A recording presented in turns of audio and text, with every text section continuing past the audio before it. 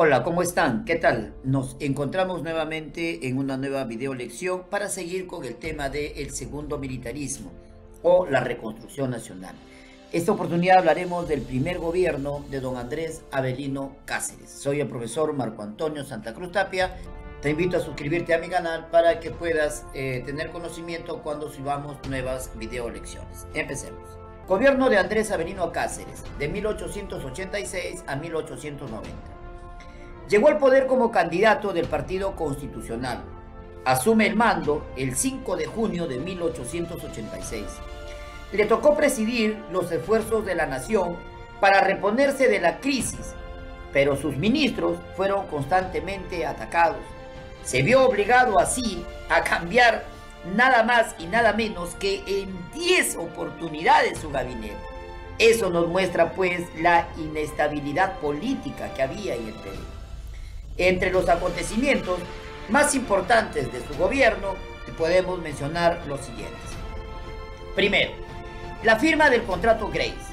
Sí, este contrato, firmado el 25 de octubre de 1889, consistía en que un distinguido señor llamado Miguel Grace, irlandés de nacimiento, era hermano menor del industrial y financista William Russell Grace, destacado representante del capitalismo británico y pionero de los grandes trusts internacionales, y cuya fortuna fue hecha básicamente en el Perú. Estos hermanos estaban vinculados al negocio del guano. Los Grace, como buenos agentes del gobierno británico, presentaron al gobierno del Perú un proyecto para relevar al Perú de toda responsabilidad en lo concerniente a la deuda externa peruana, cuyo monto ascendía a 50 millones de libras esterlinas, correspondiente a los empréstitos de 1869, 1870, 1871, realizados durante el gobierno del presidente José Balta, y que fue utilizado, si ustedes recuerdan, en la construcción de los ferrocarriles. Ya lo habíamos estudiado esto con anterioridad. A cambio, si el Perú firmaba este contrato, el Perú debería entregar, primero, los ferrocarriles construidos o por construir en el Perú, con sus estaciones por un espacio de 66 años. Sí, como lo escuchan, por 66 años. Es decir, quedaban en poder de los ingleses hasta el año de 1955. Vencidos estos, los ferrocarriles y demás materiales pasarían al Perú. Segundo, se le daba a los hermanos Grace el privilegio de explotar las minas de canabrio. El canabrio es el sulfuro de mercurio cristalizado que presenta un color rojo y brillo metálico, y que se encontraba en la mina de Santa Bárbara en Huancavelica. 3. Asimismo se le permitía la explotación del petróleo de Piura, es decir, en La Brea y Pariñas. Se fundó para ello la London Pacific Petroleum Company. 4. La liberación de todo derecho de pago por la exportación del carbón que el comité explotara en la zona de Chimbote, Huaraz y Recuay. 5. El derecho a exportar guano de los depósitos que se descubriesen o existiesen hasta la cantidad de 3 millones de toneladas de guano. 6. El derecho a fundar 8 colonias distintas en Loreto, Amazonas, Huánuco, Junín y Cusco. Es decir, no solo se le daba nuestras riquezas, sino que también se le estaba dando territorio, con la concesión de 450.000 hectáreas en cada caso. En total se le entregaba 3.600.000 hectáreas. Para ello se creó la Peruvian Corporation, no solo para explotar guano, sino que se dio inicio a la aparición de grandes consorcios en la Amazonía peruana. El Perú no solo hipotecó una considerable extensión de territorio nacional en manos de consorcios extranjeros, sino que establecía que dichas tierras fueran colonizadas por extranjeros de raza europea. Así la Peruvian se apoderó en cada colonia de más de 500.000 de hectáreas a lo largo del río N y Perené, territorio que habitaban los Amueya y los Campa. que quedaron sometidos en condiciones de esclavitud, perdieron su libertad de movilización, ya que se les exigía un salvoconducto para poder circular dentro de su territorio entregado a la compañía inglesa. Así perdieron el derecho sobre su tierra. ¡Qué injusticia realmente! Asimismo, Inglaterra se comprometía a pagar al gobierno peruano, sin responsabilidad de devolución, 200.000 libras esterlinas en 18 mensualidades. Es decir, hacían un total de 11.111 libras mensuales. Además de comprar 3 millones de toneladas de guano, a pagar en 33 anualidades de 80.000 libras esterlinas cada una, haciendo un total por la compra del guano de 2.640.000 libras esterlinas. Asimismo, se le daba a los hermanos Grace y a la compañía la libre navegación por el lago Titicaca. Triste realidad la del presidente Andrés Severino Cáceres, que como militar defendió nuestro territorio para que no sea mancillado, para que no sea entregado al poderío chileno, y que sin embargo a través de un contrato lo entregó a las compañías inglesas. Muchos dicen que no teníamos otra salida, pues Inglaterra nos cobraba la deuda y el Perú estaba en bancarrota, y que el contrato Grace prácticamente nos salvó de la bancarrota total. Quizás sí, quizás no. Ustedes saquen sus conclusiones. Otros hechos que se dan durante este primer gobierno de don Andrés Severino Cáceres es que funda la Cámara de Comercio de Lima. Asimismo, se funda el primer banco moderno, el Banco Italiano, en 1889, y que hoy se denomina el Banco de Crédito. Asimismo, se instala la luz eléctrica en Lima. Se suprimió el billete fiscal. Esto porque en esta época se denominaba banca libre. Esto consistía en que los bancos privados emitían sus propios billetes. Pues usted puede leer ahí que dice el Banco de Tacna. Y se estableció, en lugar de estos billetes, se establecieron las monedas de plata. Se organizó la hacienda pública aplicando impuestos al papel, al tabaco y al alcohol. Se introdujo por primera vez en el Perú el uso del teléfono. Se creó la Sociedad Geográfica del Perú. Se compró la Cañonera Lima. Se establecieron las juntas departamentales. Otro hecho importante de este gobierno fue su relación con el campesinado. La figura de Cáceres en la campaña de la Breña se agiganta al lograr la adhesión popular, pero cuando llega a la presidencia tiene otra actitud. Hubo un brusco cambio en el líder de los Andes y se produjo en los campesinos una gran frustración, una más de las tantas. Cáceres se alió con los grupos de poder y se alejó del campesinado. Además inició la represión contra este heroico campesinado. Se acabó el Pucca Inti. ¿Por qué? Es que Cáceres no buscaba la igualdad social. Así, mandó fusilar a muchos dirigentes guerrilleros que lo habían ayudado, entre ellos a Tomás Lainez, caudillo que se compara con Uchco Pedro. A otros simplemente los olvidó, como Ambrosio Salazar, ¿lo recuerdan? El vendedor de guachitos. Esto nos lleva a que nunca debemos olvidar que hay una gran diferencia entre un político y un militar. El político debe gobernar, un militar lograr una victoria. Durante este periodo surge también el anarcosindicalismo, que sentencia y critica la realidad existente en el país. Este anarcosindicalismo es liderado por don Manuel González Prada, y con él surge la corriente realista en el Perú. Dejo un pequeño video que elaboré en un microprograma denominado Forjadores del Bicentenario.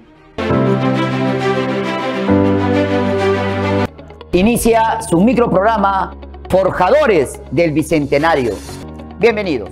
José Manuel de los Reyes González de Prada y Álvarez de Ulloa, más conocido como Manuel González Prada, nació el 5 de enero de 1844 en el seno de una familia aristocrática y murió el 22 de julio de 1918 en Lima. Sus padres fueron Francisco González de Prada Marrón y Lombera quien fue vocal de la Corte Superior de Justicia de Lima y alcalde de Lima entre los años 1857 y 1858. Su madre, doña María Josefa Álvarez de Ulloa y Rodríguez de la Rosa. Fue un ensayista, pensador y poeta peruano. Fue la figura más discutida e influyente en las letras y en la política del Perú en el último tercio del siglo XIX. En 1855, el presidente, don Ramón Castilla, ordenó el destierro del padre de González Prada, ya que este era partidario del derrocado presidente José Rufino Echenique, del cual había sido vicepresidente. Esto obligó a la familia a trasladarse a Valparaíso, es decir, a territorio chileno, donde don Manuel asistió al colegio inglés. Al regresar al Perú en 1857, su padre ocupa la alcaldía de Lima y lo inscribió en el seminario de Santo Toribio, que abandonó al poco tiempo para inscribirse en el convictorio de San Carlos, que luego formaría parte de la Universidad de San Marcos. Allí iniciaría estudios de Derecho y Humanidades, los cuales no terminaría. En 1868 viajó a la zona minera de Cerro de Pasco, empujado por su deseo de conocer el Perú profundo, y allí fue testigo de la situación en que se encontraban los indios peruanos. En 1871, antes de partir hacia Tutume, que era la hacienda cuya propiedad lo tenía su familia, que se encuentra ubicada en Mala, escribió una suerte de biografía suya y eliminó la partícula nobiliaria de su apellido, llamándose desde entonces González Prada y ya no González de Prada, como era su apellido original.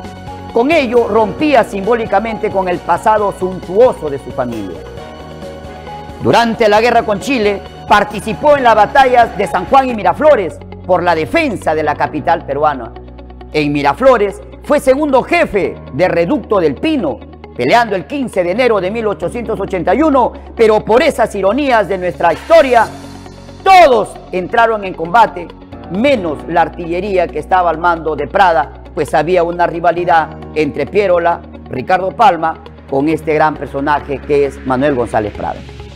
Al producirse la invasión chilena de Lima, Prada se recluyó en su casa en señal de protesta y no volvió a salir hasta que acabó la ocupación.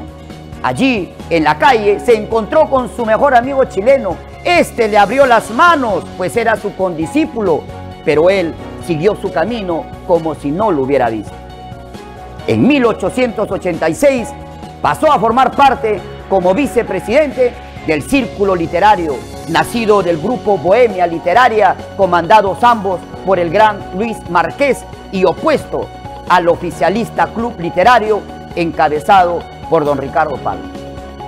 Posteriormente, el 29 de julio de 1888, leería su famoso discurso del Poli Te Ama para conmemorar el aniversario patrio y recolectar fondos para el rescate de Tacna y Arica, que se encontraban en estos momentos en manos chilenas. Allí condenó enérgicamente a los culpables de la derrota. Delante de todos expresó: los que pisan el umbral de la vida se juntan hoy para dar una lección a los que se acercan a las puertas del sepulcro. La fiesta que presenciamos tiene mucho de patriotismo y algo de ironía.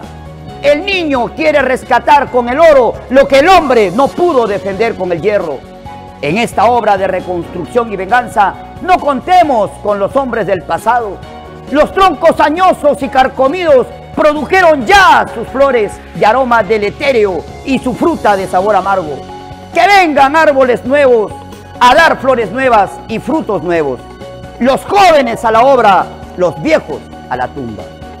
Cuando gobernaba el presidente Nicolás de Pierola, elegido constitucionalmente tras la guerra civil con Cáceres en 1894 y 1895, Prada emprendió una campaña de violentos discursos y reuniones públicas en las que atacaba al gobierno, y en especial a la persona de Pierola.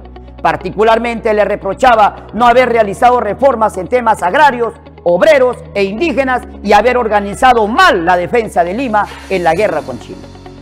En 1901 publicó su primer libro de poesía, minúsculas, en una edición doméstica de solo 100 ejemplares.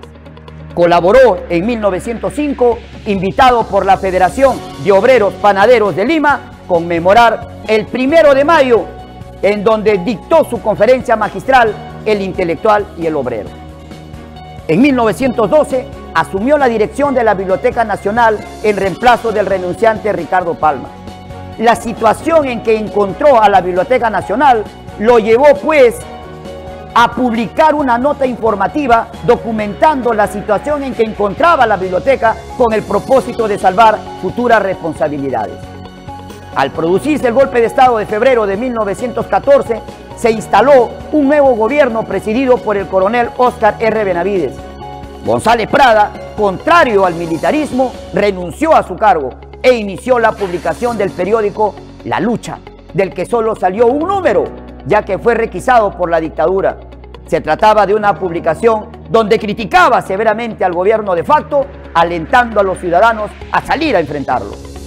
Restituido el orden constitucional en 1915, González Prada volvió a su cargo al frente de la Biblioteca Nacional y allí, en su domicilio, recibió la visita de diversas personalidades, entre los que se contaron Víctor Raúl Haya de la Torre, José Carlos Mariátegui y César Vallejo, que fueron grandes admiradores suyos. Falleció repentinamente en Barranco, en Lima, el 22 de julio de 1918, a los 74 años de edad, víctima de un síncope cardíaco. Fue enterrado en un mausoleo del cementerio Presbítero Matías Maestro. Prada representa un instante, el primer instante lúcido de la conciencia del Perú. Y para terminar, en las mismas palabras de José Carlos Mariátegui, los dejó con este mensaje: jóvenes, rescaten de Prada no la letra, sino el espíritu. Ello representa un valor duradero. Al finalizar su gobierno, convoca elecciones. Elecciones en las que solamente podían votar los que obligatoriamente supieran leer y escribir. Dos fueron los candidatos: el coronel Remigio Morales Bermúdez, apoyado por el gobierno, y el civilista Francisco Rosas. Salió ganador Morales Bermúdez. Su gobierno lo estaremos estudiando en la próxima video lección. Muchas gracias.